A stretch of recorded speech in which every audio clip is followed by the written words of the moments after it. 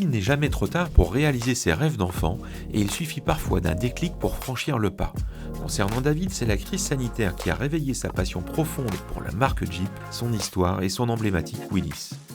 La passion, elle devait depuis longtemps car mon grand-père qui a fait des guerres, donc l'Indochine, je sais qu'en Indochine il y avait des Jeeps. C'est pour ça d'ailleurs qu'elle s'appelle Gilbert, parce que c'est son prénom. Et du coup j'ai dit un jour j'aimerais bien avoir une Willys. Et j'ai eu la chance de connaître un monsieur qui s'appelle Paul Gilles et qui m'a restauré cette voiture et que j'ai vue en arrivant dans son garage sur 4 chandelles en pleine restauration. Et est partie là la passion d'avoir cette voiture. Cette voiture, c'est une Willys MB de 1943, restaurée avec des pièces de qualité par Jeep Parts, une entreprise varoise spécialisée et totalement dévouée à la marque, quel que soit le type ou l'année du modèle. Mais si David adore sa Willys, il roule au quotidien avec une autre Jeep, une Wrangler 4XE hybride rechargeable, reconnaissant au passage que l'expérience de conduite n'est pas tout à fait la même. Là, il faut lui parler. Il faut être sage avec elle dans les rapports de vitesse, parce qu'on est quand même sur des produits qui... Il faut savoir que là-dessus, on a quand même 300 chevaux. Et même un peu plus, puisqu'entre sa machine électrique et son moteur 2 litres turbo, la puissance cumulée de la Wrangler 4XE culmine à 380 chevaux. Mais ce qui intéresse avant tout David, c'est la complémentarité entre ces deux modèles. D'ailleurs, quand on lui demande laquelle il préfère...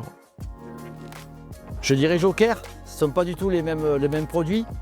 On est autant bien dans l'autre. Là, on roule et on a l'histoire.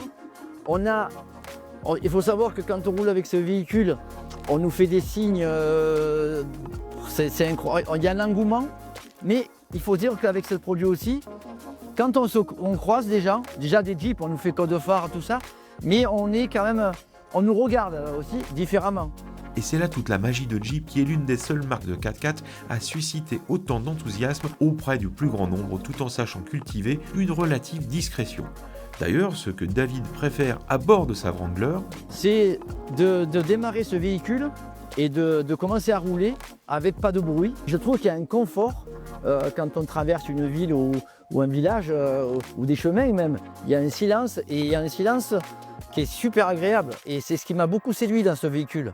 Mais pour rouler en silence, il faut brancher souvent son véhicule sur une borne de recharge. C'est pas souvent, c'est tous les soirs. Quand je reviens avec ce véhicule, je rebranche systématiquement parce que je trouve que quand on la récupère le matin ou le lendemain, on a rechargé, on repart avec de l'électrique et c'est vachement super agréable. Quand je ne peux pas le faire, ça m'embête. Entre sa Wrangler électrifiée et sa Willys de la Seconde Guerre mondiale, David n'a pas besoin de choisir entre histoire et modernité. Ces deux modèles racontent à eux deux plus de 8 décennies de l'industrie automobile américaine, à la fois si lointaine et si proche de nous.